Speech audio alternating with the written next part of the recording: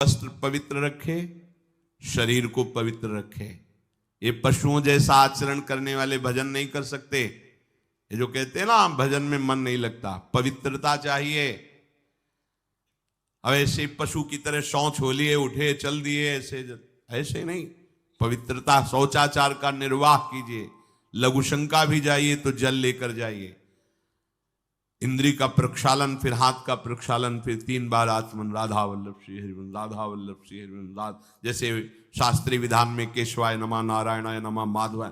पवित्र रहिए। देखो भजन कैसे नहीं होता।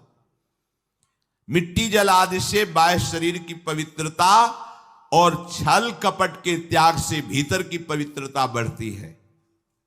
गुरु से कपट, यह सर्वनाश का लक्षण है।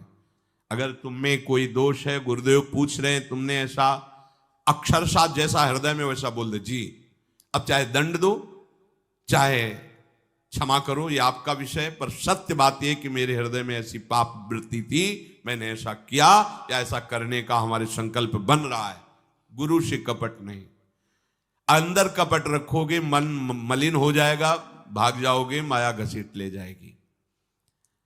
जो गुरुदेव ने उपासना दी है उसी का केवल अनुष्ठान। समय कहां आपके पास और के लिए? कहां समय है? प्रियाजू के सिवा हमारे पास समय कहां है? ऐसी दिनचर्या है, एक क्षण भी तो समय नहीं है, तो हम फिर और क्या अनुष्ठान करें? अपनी लाडली जू को हर समय देखते रहना है, दुलार करना है, नाम मंत्र वाणी जी का गायन, उन्हीं की सेवा में। गृहस्थी हैं तो जो व्यापार नौकरी उन्हीं के लिए समर्पित करें। इसके लिए बहुत सहन शक्ति चाहिए। ठंडी गर्मी, मान अपमान, निंदा स्तुति, परिवार वालों की अवहेलना, ये सब मिलेगा इनाम में। इसे सहो चुपचाप। इसके लिए रो मत। कैसे लोग हैं रो देते हैं, शरीर की प्रतिकूलता में रो देते हैं। अरे आंसू श्री जी के लिए, सिर्फ प्यार में रो श्री जी के, और सब दुख मुस्कुरा के सहना सीखो। मौनम, वाणी को बहुत संभालिए। नाम जप के लिए मौन बहुत आवश्यक है। अगर बार बार थोड़ी थोड़ी देर में बोलते रहेंगे तो एकाग्रता भंग होती रहेगी, नाम में मिठास नहीं अनुभव कर पाएंगे। कभी कभी ऐसा होता है, ये जाम हो जाता है, बोलना भी चाहे तो नहीं बोल पाते, क्यों? क्रम टूट जाएगा। शाम के समय जैसे किसी से मिलना जुलना नहीं, तो तभी लोग पूछते मौन हो क्या? फिर नहीं, मौन नहीं, क्या बात, इशारे समझ लो जो काम, चलो। क्योंकि अगर निरंतर मंत्राकार वृत्ति तो बोलने की भी हिम्मत नहीं रह जाती। पर वहां तक पहुंचने के लिए वाणी का मौन आवश्यक है। मौन का मतलब ऊ करना नहीं है, आवश्यक हो तो शब्द बोल दो, नहीं अधिकतर मौन रहने की चेष्टा करो। जो आपको मार्ग मिला है, कई बार वर्णन किया है कि सत्संग में जो शब्द आपको लगते हैं तो डायरी में लिखना चाहिए, या याद कर लो, बाद में लिख लेना जाके। और अपने लिखे हुए सत्संग के वचनों को रोज स्वाध्याय करना चाहिए। अमुक तारीख के सत्संग में ये पॉइंट, और उनको बार बार, ऐसा नहीं कि आपको ही कह रहे हैं। जहां जहां संत मिले, जो जो बोले, उनके सामने तो लिखा पड़ी नहीं, पीछे हट के लिखना। 2 डायरी हैं, एक सन्यास की है, एक वैष्णव मार्ग। दोनों को, गुरुजनों की, महापुरुषों की वाणी को एकदम एकाग्रता से सुनाओ। जब अलग हटे तो सबसे पहला काम, इस तारीख को इस महापुरुष ने ये शब्द बोला, और उन्हीं का बार बार स्वाध्याय करना। क्योंकि सब शास्त्रों में कहां हम दौड़े घूमेंगे? महापुरुष जन सब शास्त्रों का सार बोलते, उसे लिख लिया। सरलता, आपका जीवन सरल होना चाहिए। छल कपट द्वंद्व, मुख में कुछ और, हृदय में कुछ और, आचरण में कुछ और, यह दुष्ट पुरुष का लक्षण है। उपासक का, शिष्य का लक्षण नहीं है। दुष्टता का त्याग करो। हृदय में कुछ और चल रहा है, वाणी से कुछ और बोल रहे हो, आचरण में कुछ और है, यह दुष्ट पुरुष का लक्षण है। साधु पुरुष का जो वाणी में वही, हृदय में वही, आचरण में है, तीनों की मिलान है, वही साधु है, वही उपासक है, वही भक्त है, जिसकी तीनों एक हो। वाणी से जो बोला वही हृदय में है, जो हृदय में वही आचरण में है। यहां वाणी से कुछ बोल रहे, हृदय में कुछ चल रहा है, आचरण कुछ और बता रहे, ये ठीक नहीं। सरलता का तात्पर्य है मन, वचन और कर्म, ये तीनों एक होने चाहिए।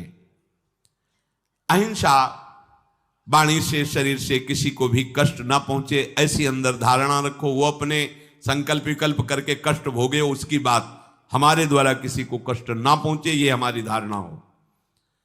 सर्दी गर्मी सुख दुख आदि द्वंद्व हर्ष विषाद आदि जो है, इनको सहना सीखो। भगवान भी आदेश करते हैं, मात्रा स्पर्शास्तु कौन्ते शीतोष्ण सुख दुखदा आगमा पायनो अनित्यास्तास्तितिक्षस्व भारत। जो इनको सह जाता है वही परम पदवी को प्राप्त होता है। थोड़ी सी गर्मी आहा, थोड़ी सी सर्दी आहा, पूरे जीवन गर्मी। पैर की त्वचा ऐसी हो गई थी कि बंबूल का कांटा टूट जाता था, घुसता नहीं था। जीवन में कभी पादुका ही नहीं, तो चमड़ी इतनी मोटी हो गई थी पैरों की। सर्दी गर्मी जैसा आप इसको, आप देखो यहां आप कौन सा स्वेटर पहनते हैं, जीवन में कभी नहीं। सर्दी में क्या होता है, यहां ये त्वचा नहीं क्या, हमें तो लगता है काफी सुकोमल अन्य अंगों से यहां की त्वचा है, कपोल नासिका नेत्र आदि।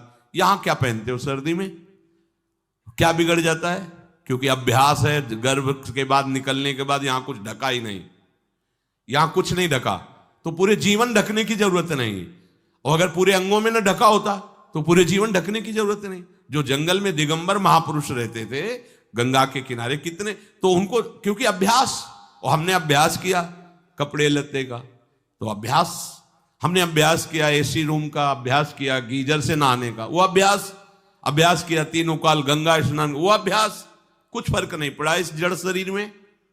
इसको जैसे रखो, तो सहने का अभ्यास, यदि माया से मुक्त होना है तो सहने का अभ्यास रखो।